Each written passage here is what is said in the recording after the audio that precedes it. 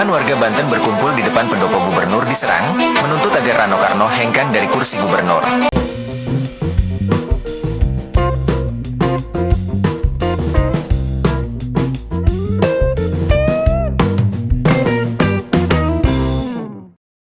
Assalamualaikum warahmatullahi wabarakatuh. Shalom, Om Swastiastu, Namo Buddhaya, salam kebajikan, salam sejahtera bagi kita semua. Kembali lagi dengan saya di sini, Leonardo Sirait.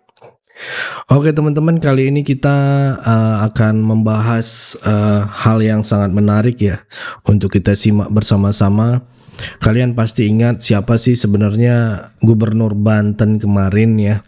Kemarin anggota legislatifnya nyenggol-nyenggol Pak RK Ridwan Kamil ya gitu ya. Halo Pak Ridwan Kamil, ini kita senggol balik lah ya.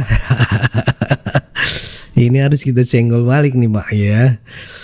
Halo yang Jakarta menyala lah, jangan rampok teriak maling ya kan. Oke, tanpa berlama-lama langsung aja kita saksikan video berikut ini.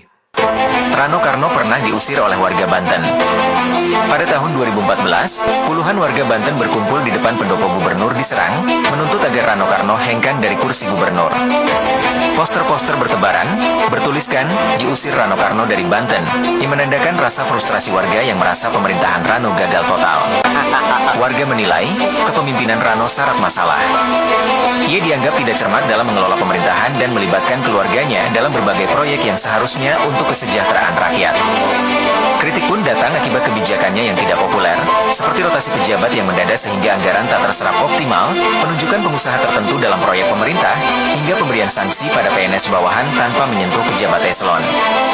Aksi ini menjadi bukti bahwa masyarakat tidak puas dengan kinerja Rano yang dinilai minim prestasi. Masyarakat Jakarta perlu berhati-hati, memilih pemimpin tak hanya soal popularitas atau latar belakang artis. Jangan sampai terjebak pada pemimpin yang hanya lihai dalam gimmick tanpa bukti nyata perubahan. Banteng teriak pagar laut, tapi kok ada nama honoris di baliknya? Yuk, kita bedah.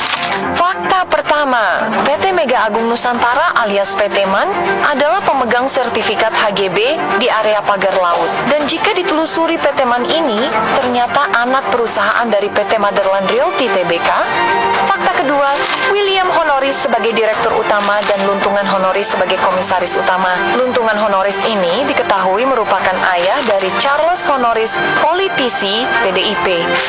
Gak main-main, PT MAN punya 268 bidang kafling di laut dengan luas mencapai 419 hektar. Selain PD MAN, ada PT Cikarang Listrindo yang punya 78 bidang seluas 90 hektar. Gak berhenti sampai di situ. Fakta ketiga, tokoh kunci, Abdul Rosid, Kepala Desa Segara Jaya. Dulu dia anggota DPRD dari PDIP. Pernah disebut di kasus Meikarta. Dan Abdul Rosid punya 4 bidang kafling di laut seluas 43.000 meter persegi. Gila banget. Jadi pertanyaannya, selama ini mereka menyalahkan siapa? Benarkah ini perjuangan untuk nelayan? Atau ada agenda tersembunyi? Kok yang paling ribut justru yang menguasai laut? Jangan mudah termakan framing. Fakta ada di depan mata. Tulis pendapatmu di kolom komentar. Because you know in a moment, they could all... Nih kalau ngomongin masalah pagar laut ya, sebenarnya gue punya pertanyaan, lu 10 tahun kemarin kemana aja? Terus itu ketika masalah ada HGB-nya tuh pagar laut ya, iya kan? Lu kemana? Kan temenan tuh waktu sama Mulmul, kenapa nggak dikomplain sama Mulmul pada saat itu? Kadang baru ikut ngoceh sekarang, ya kan? Terus kalau misalnya perkara LPG nih, perkara LPG baru-baru ini masalah LPG melon itu udah masalah lama, baru ngomong sekarang, ya kan? Yang salah bukan masalah kebijakannya, tapi mekanisme pelaksanaannya. Dan lu seharusnya sebagai wakil rakyat itu sebenarnya sih mengkritik dan mengawasi ya mekanismenya, pelaksanaannya. Kan sebenarnya tujuannya baik untuk meregulasi subsidi yang ada di masyarakat supaya nggak salah sasaran. Berutang gampang, tapi yang susah membayar utang. Dan Anies, Anda berutang sama PKS. Utang Anies Baswedan kepada Sandiaga Uno ketika Pilkada DKI Jakarta 2017 terungkap sebesar 50 miliar rupiah. Ya intinya kalau tidak salah itu perjanjian utang piutang barangkali ya. Siapa berutang, siapa yang diutangi? Ya pasti yang punya duit memberikan utang kepada yang tidak punya duit. Jadi Pak Sandi mengutangi Pak Anies? Kira-kira begitu, karena yang punya likuiditas itu Pak Sandi. Oke. Kemudian memberikan pinjaman kepada Pak Anies ya kan. Waktu itu Erwin Aksa, itu kan tim pemenangan Anies Sandi waktu itu ya. Itu kan sempat menyampaikan bahwa hubungan Mas Sandi dan Pak Anies, Mas Anies tuh waktu itu memang tidak baik karena ada masalah hutang piutang waktu Pilgub DKI. Itu benar nggak sih Mas? Jadi itu bagian dari sejarah dan saya tidak ingin memperpanjang lagi. Tapi ini memberi pelajaran bagi saya untuk Ini parah nih.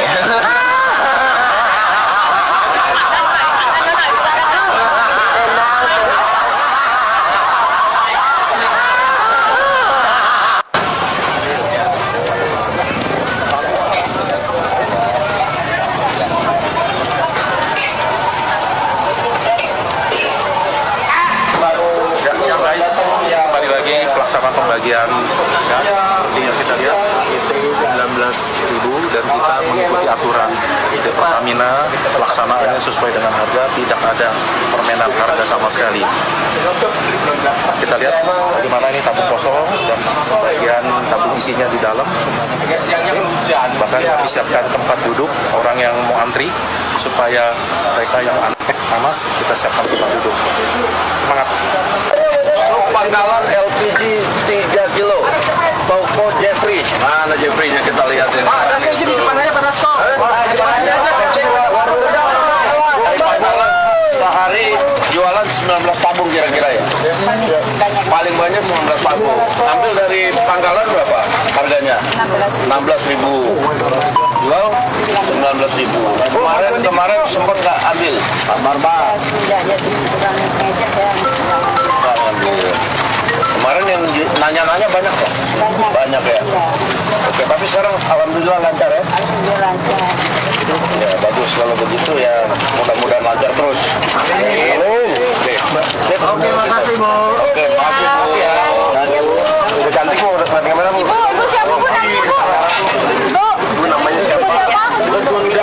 Ibu Fitria. Ibu Fitria di toko Jeffrey. Proses jadi supakalannya nggak gampang ya? Apa syaratnya kemarin ya? Cuma ngasih KTP aja. Pokoknya langsung didata, langsung dikasih merek Supangkalan. Supangkalan. Dari pengecer jadi Supangkalan. 16.000. Ambil, jual 19.000. Oke. Tambahan gas gara-gara dibatasi gitu gimana Bang Komeng? Ya kalau gas harus dibatasi, kalau nggak dibatasi ngebut terus. Ya biasa lah, kalau ada penyesuaian kan ada ya dinamika kecil. Tapi kan semuanya udah balik lagi. Mau lewat. Tidak henti-hentinya memanjatkan puji syukur kehadirat Tuhan Maha Besar, Maha Kuasa,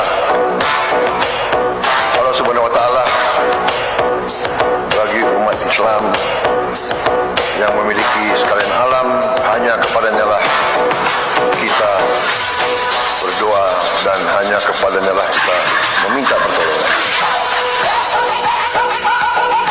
Oke, cukup segitu dulu teman-teman. Berikan tanggapan teman-teman yang menonton video ini bagaimana.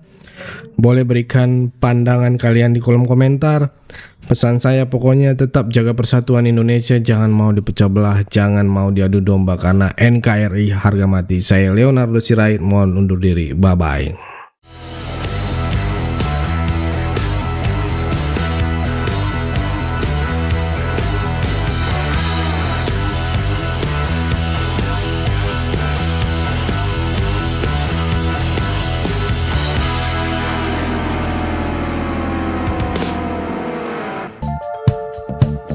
Kawan-kawan yang mau mendukung Sirait Media, boleh melalui rekening ini, dan bisa melalui Kris Mobile Banking ini.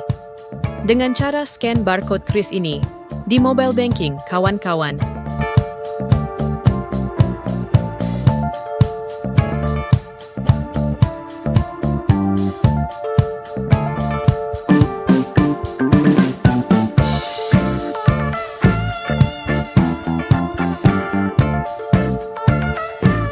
Dan jangan lupa juga mendukung pelayanan di yayasan kami melalui rekening ini dan bisa melalui Kris Mobile Banking ini.